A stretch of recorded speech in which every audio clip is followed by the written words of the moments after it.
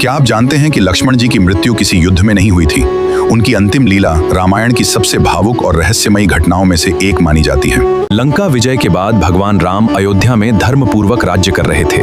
पूरे राज्य में सुख, शांति और समृद्धि का वातावरण था। लेकिन समय का नियम अटल है। एक दिन स्वयं कालदेव ऋषि का वेश धारण करके भगवान राम से मिलने राजमहल पहुंचे। भगवान राम ने उनका आदर पूर्वक स्वागत किया। तब उस ऋषि ने एक ऐसी शर्त रखी जिसने आगे चलकर इतिहास बदल दिया। हे राम, हमारी ये वार्ता अत्यंत गोपनीय है। यदि कोई भीतर प्रवेश करेगा तो उसे मृत्यु दंड दिया जाएगा। लक्ष्मण, तुम्हें द्वार की रक्षा करनी होगी। किसी को भी अंदर आने की अनुमति न देना। लक्ष्मण जी ने बिना किसी प्रश्न के प्रभु की आज्ञा स्वीकार कर ली। उनके लिए श्री राम का आदेश ही सबसे बड़ा धर्म था। वे पूरी निष्ठा और सतर्कता के साथ राजमहल के द्वार पर पहरा देने लगे। वत्स, तुरंत श्री राम को मेरे आगमन का समाचार दो। ऋषिवर, प्रभु इस समय अत्यंत महत्वपूर्ण वार्ता में व्यस्त हैं। कृपया कुछ समय प्रतीक्षा करने की कृपा करें। क्या तुम जानते हो कि मैं कौन हूँ? ऋषिवर, मैं आपके तप, तेज और महिमा से भली भांति परिचित हूँ, लेकिन प्रभु की आज्ञा का पालन करना भी मेरा धर्म है। मुझे कोई नहीं रोक सकता। अभी राम को बुलाओ।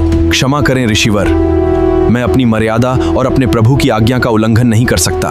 मेरे धैर्य की परीक्षा मत लो लक्ष्मण। मैं आपका अनादर नहीं कर रहा ऋषिवर, मैं केवल अपने कर्तव्य और धर्म का पालन कर रहा हूँ। यदि मुझे अभी प्रवेश नहीं मिला तो मैं पूरी अयोध्या को अपने श्राप से भस्म कर दूंगा। ऋषिवर, कृपया ऐसा कठोर वचन न कहें। अयोध्या की प्रजा निर्दोष है। महर्षि दुर्वासा के शब्द सुनकर लक्ष्मण गहरे धर्म संकट में पड़ गए। एक ओर भगवान राम की आज्ञा थी और दूसरी ओर पूरी अयोध्या की रक्षा का प्रश्न खड़ा था। लक्ष्मण सोचने लगे कि यदि उन्होंने ऋषि को रोका तो अयोध्या विनाश का सामना कर सकती है, लेकिन यदि वे भीतर गए तो उन्हें स्वयं अपने प्राणों का त्याग करना पड़ सकता था।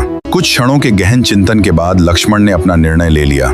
उन्होंने निश्चय किया कि यदि किसी को बलिदान देना है तो वह स्वयं होंगे, लेकिन अयोध्या को किसी भी मूल्य पर बचाया जाएगा। अंततः लक्ष्मण जी ने अपने जीवन का सबसे कठिन निर्णय लिया। उन्होंने अयोध्या और अपने प्रभु की मर्यादा की रक्षा के लिए स्वयं का बलिदान देने का निश्चय किया और राजसभा के भीतर प्रवेश कर गए। कक्ष में पहुंचकर लक्ष्मण ने भगवान राम को महर्षि दुर्वासा के आगमन का समाचार दिया। उसी क्षण नियति ने अपना निर्णय सुना दिया और समय का चक्र एक नए मोड़ पर पहुंच गया। लक्ष्मण, आज से मैं तुम्हारा परित्याग करता हूं।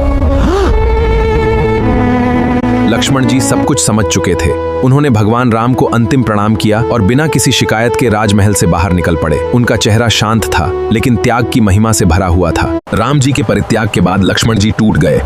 वे सरयू तट पर पहुंचे, राम जी का स्मरण किया और जल समाधि ले ली।